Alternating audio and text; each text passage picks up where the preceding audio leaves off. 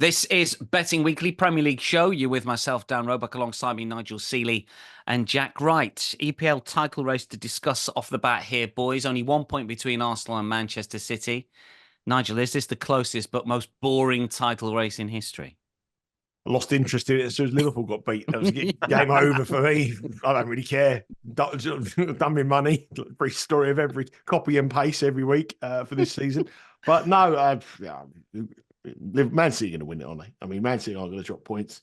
I think I can't see either of them really dropping points. But we'll come on to the Arsenal game in a little while. But I think it's Man City will edge it. But it's I wanted the three-way race, Liverpool to come in it, really exciting, but wasn't to be. And as soon as Liverpool were out of the race, my interest just finished overnight. Jack, is there a twist or a turn or a meander or a diversion to come between now and the end of the season?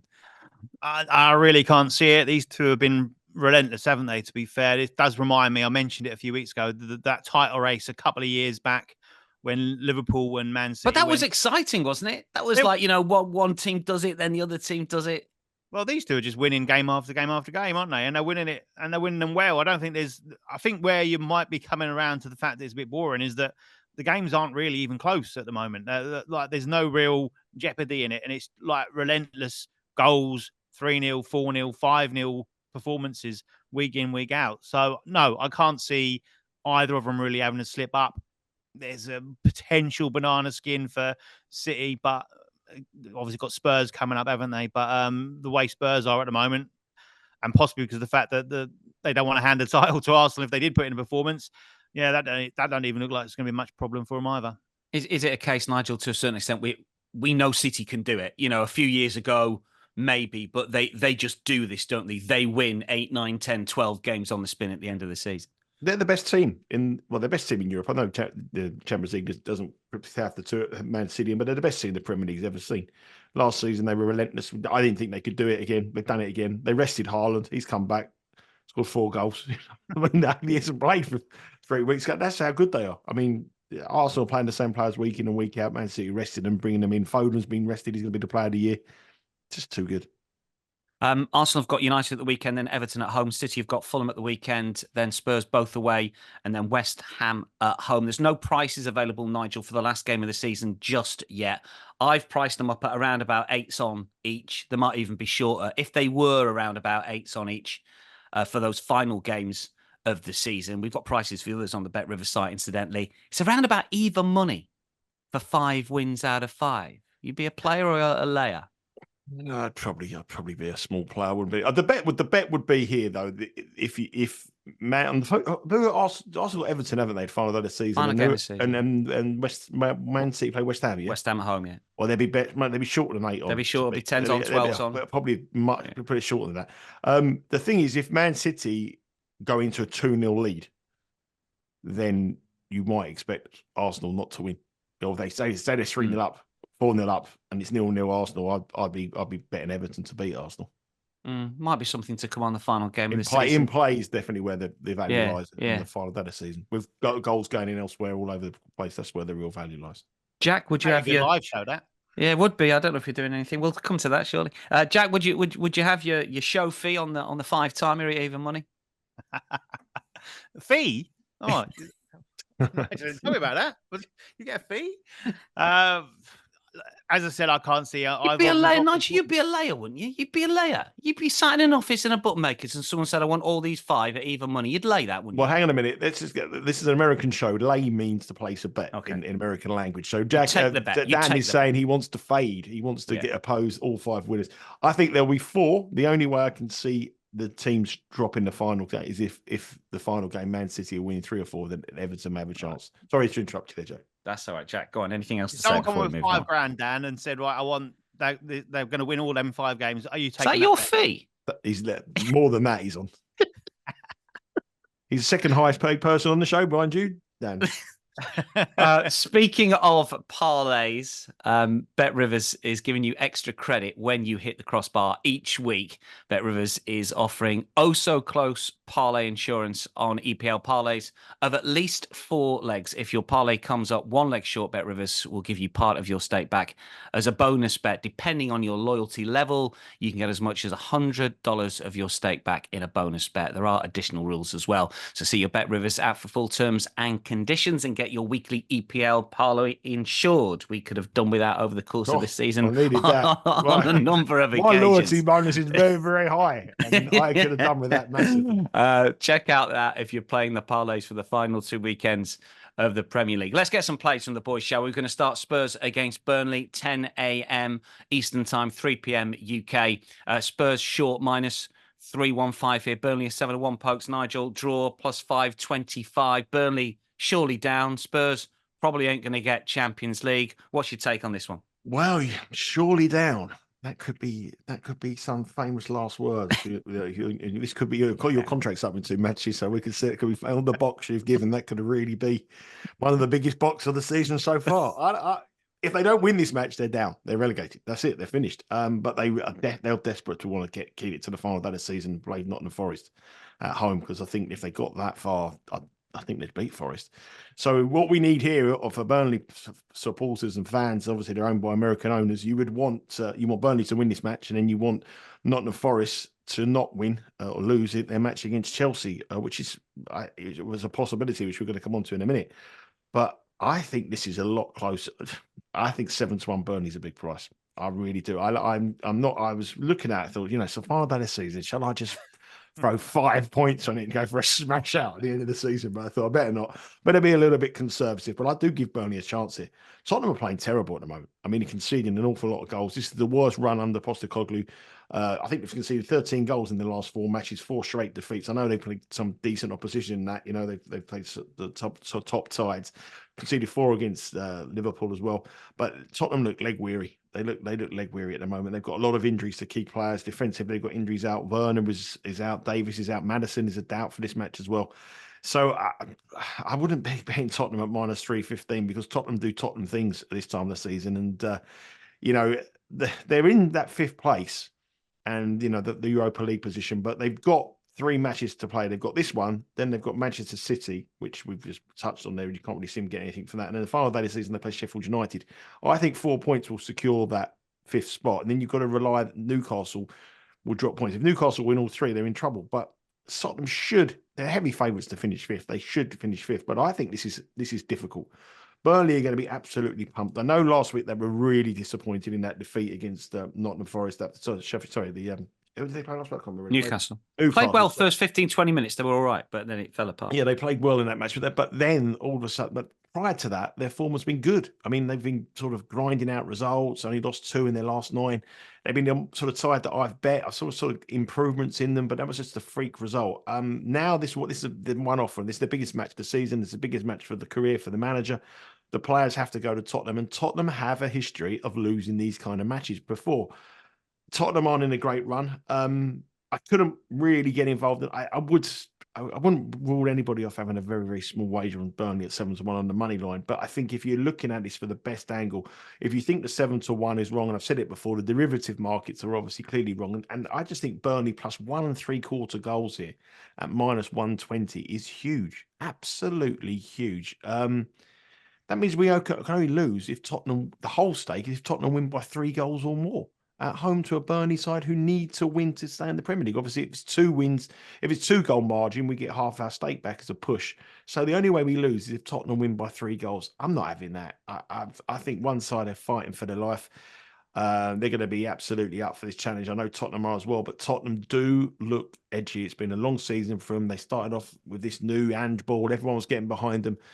The end of the season, they look tired, and I think they're looking for the break, and Burnley have to win. So I think plus 1 3/4 goals is a big price here. I don't think the relegation factor has been factored into the price as much, because I think if this game was played maybe 7 or 8 weeks ago, what price would Burnley be? I don't think they'd be much different. 8-1 maybe. Tottenham would be minus 350. not far different. But the factor is that Burnley need to win this match to stay in the Premier League. It's the only chance they have. They have to win it. And it hasn't been factored into the price. And I don't think Tottenham's run at the moment has been factored into the price. I think goals are in the cards. I think Burnley will go at it. But as I said, over history, these kind of matches, minus 350, Tottenham are not the team you want to be putting your money on at those kind of odds. Just by the way, on this one, Nigel, the Asian goal line here is 4. It's around about even money for 4, which means you got to get 5 goals to cash fully. It's incredible, isn't it? Yeah, I mean, well, Burnley do concede an awful lot of goals, and they've got goals in them now. They've scored 8 in the last night, and they've scored in 8 of their last 9 matches. So you would expect goals, but Tottenham have got some big injuries here. The big injuries. Maddison is a doubt. I've said Werner's out. Obviously, they've got Son. Yeah, I just think there's something about this match. I don't think Tottenham at minus 330 in an end of season match. Not for me. Everton versus Sheffield United for Jack to tackle first. This game again, 10 a.m. Eastern. Everton short price minus 265. Sheffield United plus 700 here. Draw plus 420. Jack, you cashed a goal scorer bet for us last week with a striker against his former team, and we go again here, don't we? Different player though. Indeed, yeah. I'm going with Dominic Calvert-Lewin here, a player that we've kind of been quite negative about over the course of the season, but I've liked what I've seen in recent games. They've seemed to have managed his fitness. They've got him back playing and looking like the player that was certainly next in line to Harry Kane for England. Those maybe 3 seasons ago, something like that, 2 or 3 seasons ago. He's plus 112 to score at any time here. And I'm taking on. Initially, I was really tempted to play Everton to win to 0, which was plus money as well. It's probably one of my favourite stats of the season. There's been a lot, but it's probably one of my favourite stats of the season about them winning to 0 over the course of the last. They do that here. It'll be 2 seasons straight where every home win has been to 0. I just feel that Sheffield United possibly have a goal in, and we've talked about them recently as well, haven't they? They're the puncher's chance of maybe sneaking a goal. So I've gone instead with Calvert-Lewin to get on the score sheet. Let's remind ourselves we're against the Sheffield United side here, who are now statistically the worst defensively side in the Premier League's history. 100 goals conceded in a 38-game season. I believe the last time that happened was in something like 1906. So a few years ago, even before our time, which says a lot, setting records, and they will set the record as far as in the entire Premier League history, even with a 42-game season. So for me, Calvert-Lewin is, I say, 4 goals in his last 5 games. His previous 4 took him 38 games to score. So that is great in itself. But for me, the real thing is the eye test. Watched him a couple of times recently. He bullied Konate at Liverpool, showing his physicality again, which was what made him so good. His pace, his power, his aerial ability as well. And against Luton, yes, he scored from a penalty spot. But the one thing that really impressed me is they tossed the ball into the box. And he reminded me, like he did back in the day, of like Cristiano Ronaldo, CR7, the ability to leap and the hang time that he got from it. And he powered a header at goal, which produced a great save from Kaminski. But I just feel that he has got the tools here to cause Sheffield United a problem, who do concede goals for fun. I think the last home game of the season for Everton fans will just be a big atmosphere. I think that what we're looking at here is that I fancy Everton to win this and win this well. They want to make sure that they go out and reward their supporters by putting in a big performance and a big win. And I think they're going to score 2-3 goals in this one. If they do that, Calvert-Lewin will be amongst the goals. So they've won their last 4 at home. I think they're going to make it 5 on the spin here. And let's remember that they would actually be 13th if they didn't have those points deductions. So they're actually performed over the course of the season a lot better. And since April, they're actually in the top 4 as far as their form is concerned. It's been a great end to the season. And having a fit and firing Calvert-Lewin back again has been a large part of that. So Calvert-Lewin on the score sheet for me at plus 112. Yeah, I think his expected goal figure is around about 12. He's got 7 this season, so a bit of regression upwards. He's a good striker. Got a quiz for you. You ready? Fingers on buzzers, Nigel? Oh, he'd have cheated. He'd have cheated. Yeah. He'd have cheated. Fingers on buzzers. He'd have cheated. Are you ready? I'm not playing after that. I'm not playing anymore. How much did Everton pay for Dominic Calvert-Lewin from Sheffield United? Not as much as Jack gets to come on his show. September 16. How much? How much? 16. That's a while Come on, ago. Jack. How Jack's much? trying to Nigel, make out he doesn't know, and he's come really on. Googled it. I know he does. Come on. 50 grand. No. Nigel? Probably about, I don't know, somewhere about 1.75 mil. 1.5 million. That was it. Yeah. What's the relevance of that question? What's the point of that? I just wanted to quiz him. What's the question? If it was like 2 tracksuits and a bag of footballs, I understand the relevance of the question. Or if it was like 25 million, I understand. But 1.5 million is just a random. I just think figure that's I think that's quite good value for DCL. 54 goals in 211. We were just talking about it from a betting point of view. Anyway, let's move on. Look, Nigel's not happy with the quizzes. That's 2 minutes of my life I'm never getting back. All right, here's another 2 minutes. We've got Nigel on Wolves versus Crystal Palace next. Palace are plus 145, Nigel. Wolves plus 188. The draw plus 245. This is 10 a.m. Saturday as well. Palace are favourites here, Nigel. They've been in great form. Are we sticking or twisting with Oliver Glasner's side? I'm sticking with them. I mean, obviously they played Manchester United, which was great for myself and Jack. I went a bit safe side, going on the draw no bet market. Jack went on the money line, and they won convincingly, didn't it? But I think that was the best starting 11. The first time this season that Palace have been able to put out the full start, their strongest starting 11. They were exceptional.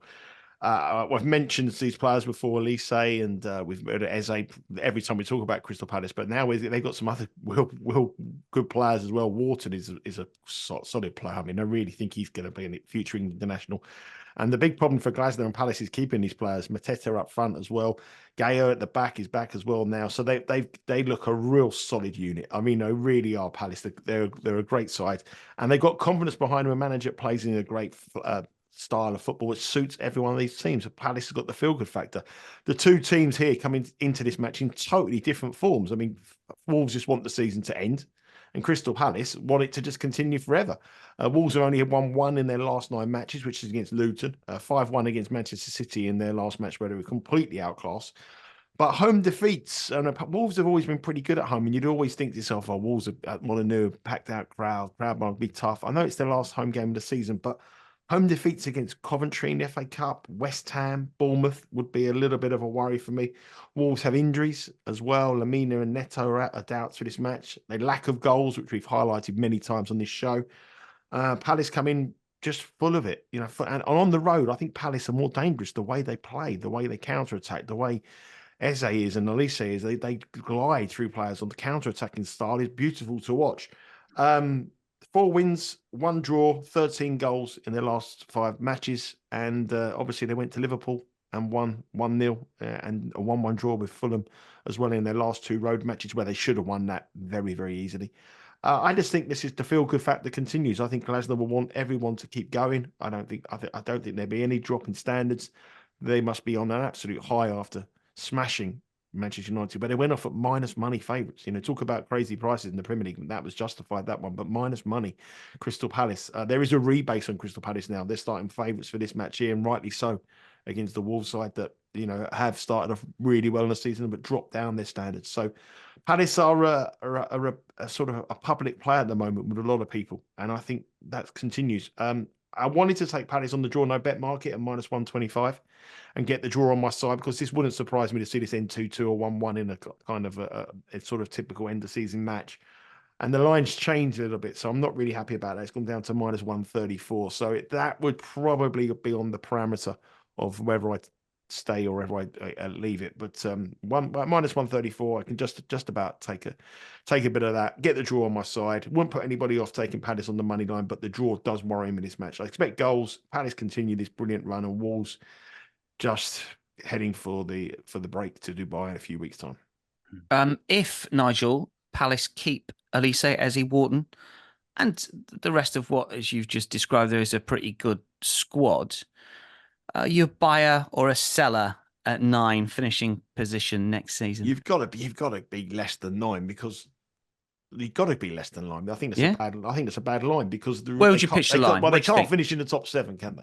I mean, no, next season. That's what I'm saying. Next season, they can't finish in the top 7. I mean, the top 6, 7 places are pretty much guaranteed. So the bet would be whether you think they're in the top half. Top half. I think top half would be the bet. I'd bet them. So 10's the line. I think 10. I think it's top half side, because you're really only playing for a couple of places. The top 6 is pretty much guaranteed. 7, 8 with Newcastle, Man United will bounce back. Chelsea will have a better season.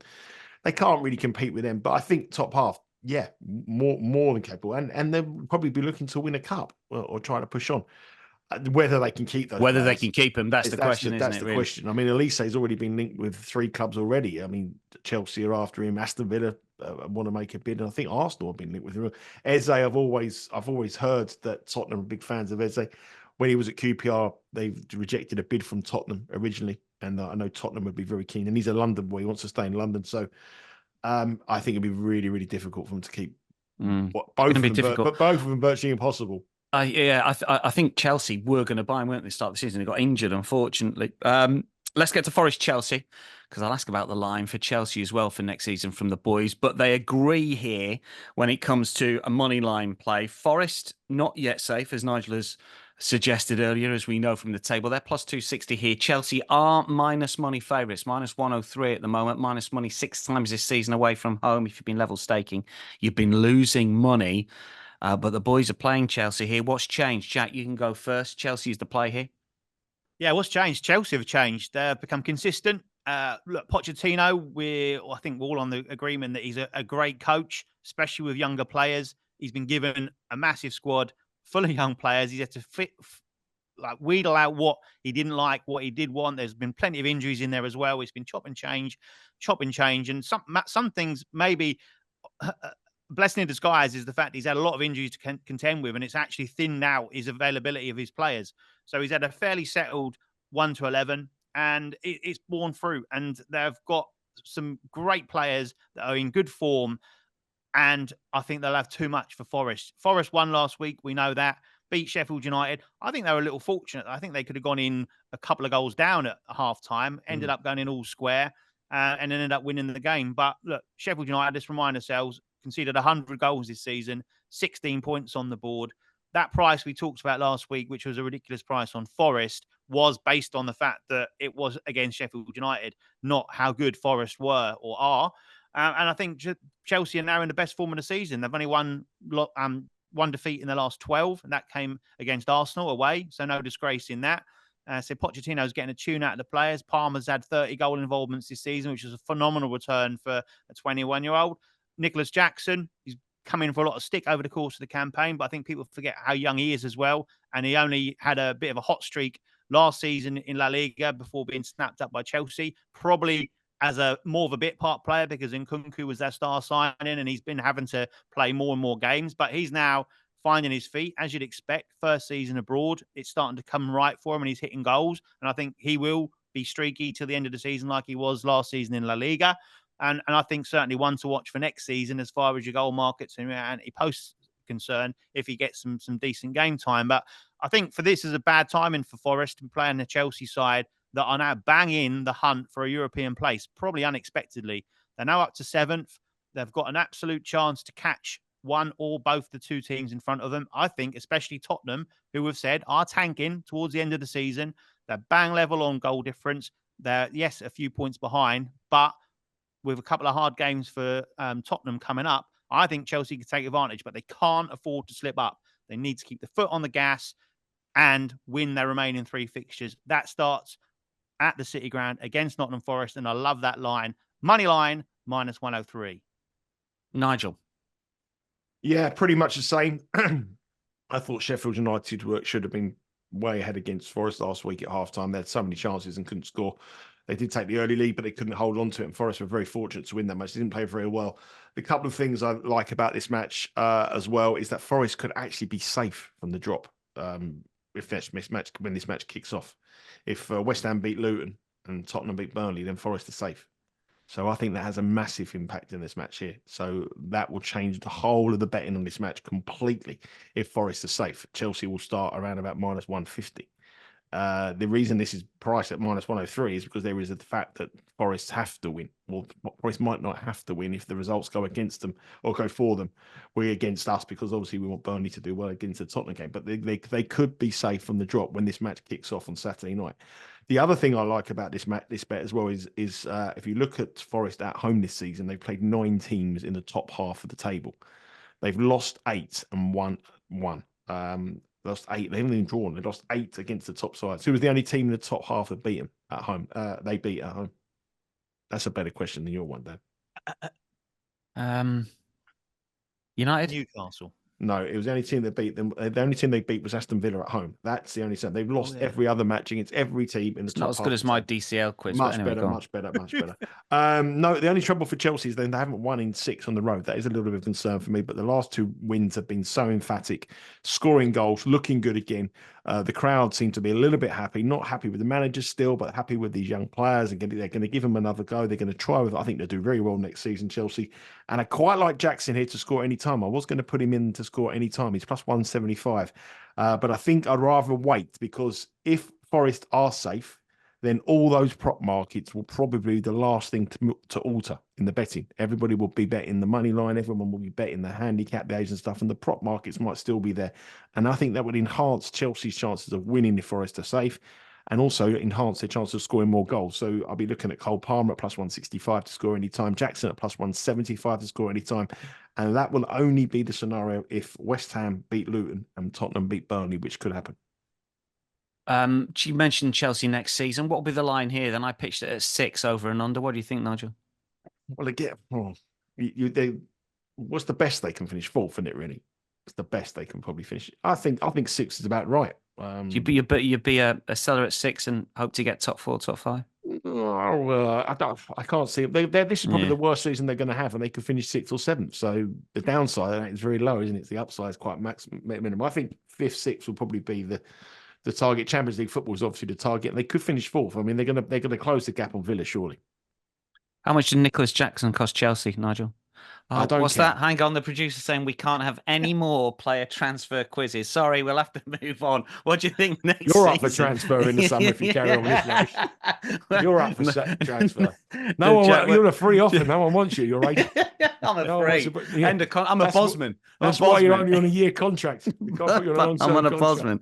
What do we think next season? Are you sort of excited for Chelsea next season? You might get involved in the summer when it comes to some of the prices, top 6, top 8, that sort of thing? Yeah, I think Tottenham win the trophy. Yeah, definitely. Sorry, Jack. No, I'd be pro Chelsea next season. Yeah, I think that there's a good chance to be top 4. It's going to be interesting to see what happens with Liverpool. Obviously, new manager going in, possibly maybe without Salah. Couple of other little pieces going on there. So that will be interesting to see how they get on next season. As we said, Villa unlikely to perform as well as they've done this season. Jury's still out on the likes of Spurs. I think Man United will be similar to what they are this season, and that will open up an opportunity. And as I say, with how Chelsea have progressed through the course of the campaign, I can't see them having as bad a season last season. So I'd certainly be looking for them to break into the top 5, top 4, maybe even higher if they can get things working well and stick with Pochettino. I think we'll do them a decent service, but certainly a cup. And as I said in my piece there, I like Jackson next season, having had a year to get himself stabilised and used to it, and firing as well. But obviously Nkunku back would possibly limit his game time on that one. But I'll be pro Chelsea next season. The other thing, Dan, as well, is there's also rumours that Man City could have a point deduction, so that would make very, very interesting if Man City the financial fair play penalise them. I think next season could be in National League North. Yeah, I think it could be in a match bet with Hyde United. Yeah, and Solihull Motors. I think the 2 teams that for next season will impress or go. I think Tottenham and Chelsea will be the 2 teams that will kick on next year. How was last weekend at Solihull Motors? It was a rubbish game, but you got your car through the MOT. Car was sorted out. It's lovely, great. One more game to preview. I was in there going, give me an M, give me an O, give me a T, give me an O. And everyone looking at me, what's going on here? Give me an MOT. MOT. One more game to look at. It's a big one as well. Manchester United versus Arsenal, 11:30 Sunday. This is not Keane versus Vieira. That's for certain these days. United 6-1, Arsenal minus 250, draw plus 440. I mean, we were just talking before we came on air, Nigel. I mean, this is the biggest price that United have been for a home game. Any era, any competition. I mean, ever. Whenever prices started, being offered for football matches, and I presume that's 100 years. 6-1 about United just seems incredible for a home game. Well, it shows the state they're in at the moment, doesn't it? I mean, that it will be the biggest home price they've ever been, and I think The other factor here is that the draw is such a big price. The teams coming to them, like Arsenal, -$3 with books to win this match. I mean, that is just unheard of. I mean, that's no team will ever be start a stronger favour. Even I think Man City might have been around. What price were Man City when they went to Arsenal? When they went to This season? Yeah, it wouldn't have been far off that, Yeah, they weren't United weren't 6-1. I think the United were about 4-1. Yeah, about plus 400, plus 350, plus 400. But I mean, it's sort of odds of -245. It's the reason why they like that price is because the tie is such a big price. So the percentage of the home side is the tie is no good for anybody really. So that's why no one bets the tie. But -245 is just ridiculous. I mean, it's crazy levels. But I think I'm going to have a little bit of a different opinion to Jack on this match. So it'll be interesting to see how he goes on this one. Well, look, we've got an official play from Jack here. Well, Jack, take it away. What is the play here for Manchester United versus Arsenal? My play is Arsenal on the Asian handicap, -1.5 goals at +106. So we need Arsenal to win by 2 or more goals here. And I felt this would cause a little bit of a ruffle on this show as well. I love the bet personally. I think this is a winner. But I also knew that Nigel wouldn't. I guessed that Nigel wouldn't like it. It's not his cup of tea at all. He's in a good mood on the show, Nigel. It's not that I don't like the bet. It's just that the fact that I don't think there's any. I don't think there's. If you all the stats you're going to tell us, which I'm looking forward to hear, are going to make this bet an absolutely brilliant bet, right? No doubt about it. But I just can't ever bring myself to bet a team to win by more than 2 goals at Old Trafford, however bad Man United are playing. But anyway, you take it away. Come on, Jack, persuade us. I think there's been a bit of money coming for United, isn't it? Because yesterday were -2 Arsenal, -1.5 when I put the picks in last night. I think they're -1.25 now. So it is going the way of United. I don't know if that's like people have heard team news or whatever. I couldn't give a monkeys, really, to be fair, because I just don't see Man United having any say in this match whatsoever. I think Arsenal could have an absolute field day because the players that are on display, the players that are on show here, are just so suited to taking out this United side. Man United are lazy. They're disjointed. They're not a team. They're a shambles. And Arsenal are the complete opposite of that. They've got energy. They've got drive in the middle of the park. The likes of Declan Rice. You saw it last week against Bournemouth. 2-0 up. 97 minutes on the clock, and he's bursting into the box, getting onto the end of a through ball to make it 3-0. And that's the kind of drive, and that's what they want. Unders backers are absolutely crying at that anyway. There you go on, sorry. Oh, yeah, and I was one of them, unfortunately. So, they owe me. But it's, like I say, I think Arsenal are motivated here to go and keep their foot on United's throat. They're on their knees at the moment, United. That performance against Crystal Palace, well, was it a performance? It was just disgusting, wasn't it, really? You got their experienced players making mistakes in the middle of the park, dawdling back. Oh, and he's gone through and he scored a goal and then gone and turned around and pointed a finger at someone else. And that's the kind of setup that is there at this moment in time, which is just like poisonous. It's just horrible to see. I think defensively, they're all over the place. They've got no fit centre-backs, really. Johnny Evans, who wasn't good enough for United, 5-10 years ago, is their effectively only centre-back available. There might be, I don't know if there's going to be fitness availability from others. In the wide areas, Wan-Bissaka and Dalot all over the place. And look at Arsenal, what they've got in those wide areas. Saka, Trossard. If not, then they could bring in Jesus. They've got Havertz in great form at the minute and thriving with confidence. His movement, his aerial ability, he's scoring goals. We've obviously got Saka, Odegaard, Rice. You can go on and on and on about the players and the style of play that Arsenal have got against them. And I just don't think Man United will be interested to track back. How much interest have they got in the rest of the league season? Are they going, I don't want to miss an FA Cup final? Maybe that's something to do with it. A lot of United fans are talking about, they're worried about the revenge of that 8-2 that they inflicted on Arsenal a few seasons ago. Now, I don't think it's going to be that high, but you know what I mean? It could be an absolute basketball score for Arsenal in this one because they've got so much going forward. No clean sheet in 9 for Man United. 2 clean sheets in the Premier League since mid-December. That's 18 games. Absolutely crazy stuff. We talked about Dubai briefly a little while ago, going on a nice little break, come back refreshed. That's what Arsenal did. And their away form since they've come back from that midwinter break, exceptional away from home. won 7 and drawn 1 of their 8 games. That draw was against Manchester City. So it actually was a good result, even though it wasn't a win. They've won those games by aggregate scoreline of 27-3. That's average supremacy of 3 goals per game across that period of time, across those 8 games. And over the last 6 games, they would have won the -1.5 handicap in 5 of those. And the only one they didn't was that Manchester City away game. So for that reason, I have to take Arsenal on here because I just think that they're going to win this very, very comfortably. And there it is at +106 or -1.5.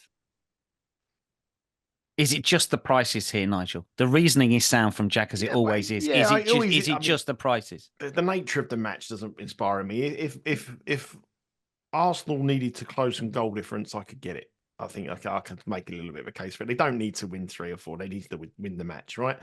The other thing is that Man United, however bad they are, which they've been dreadful at Old Trafford, they've been all right. They've only lost once since Boxing Day, and that's 9 matches.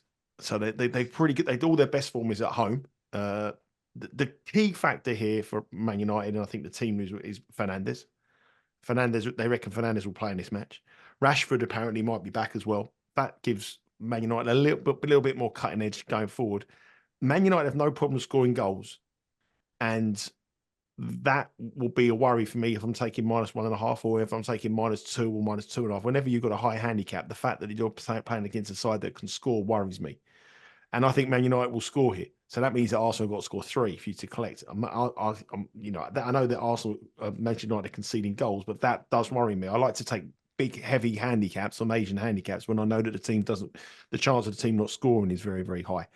And the other thing that does, I know this is a bad Manchester United side, but there is history in between these two, and this is Man United's last home game of the season.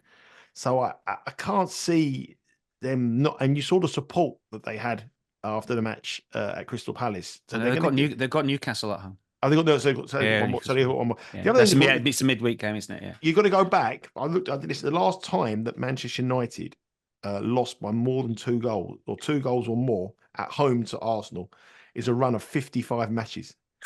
55 matches, and Arsenal have never covered a 2-goal line. The last time it was in 1979 in the old First Division. Great stat. Alan Sunderland scored 2 goals. 55 games before that Arsenal had beaten Man United by more than 1 goal.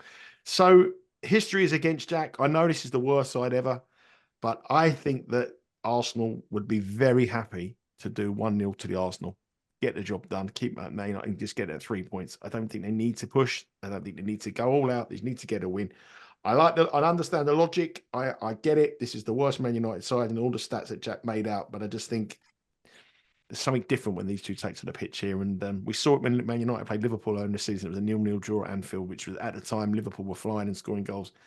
They've got the capability of doing it in a one-off match, and I just feel there's a bounce back after that disappointing performance. As I've said many times in these shows, there is a bounce back ability sort of thing, and I think you might see it. So I'm cheering for Jack. I wouldn't bet it. I'm not going to bet. I'm not going to bet either of them. But I cheer for Jack for the figures. But I do think 1.5 is a little bit much. I think Alan Sunderland would score against this Man United side at the moment. If he was playing, not sure where they signed him from. And he's 75. Yeah. How much did he cost us? No. Brilliant stuff. We love difference of opinions. Jack is the pick that goes into the book, but you might want to fall on Nigel's side of the line. It's completely up to you. Head to the BetRivers site for the latest prices. Take advantage of that parlay insurance as well. Before we go, best bets of the weekend, match week 37. Nigel. I've got a parlay for you if you want the parlay for the parlay. Yeah, let's give it the parlay for the insurance. Come on in. Right, we'll go Burnley plus 1.75. And we'll guess which one's going to let it down. Asian handicap. Newcastle on the money line.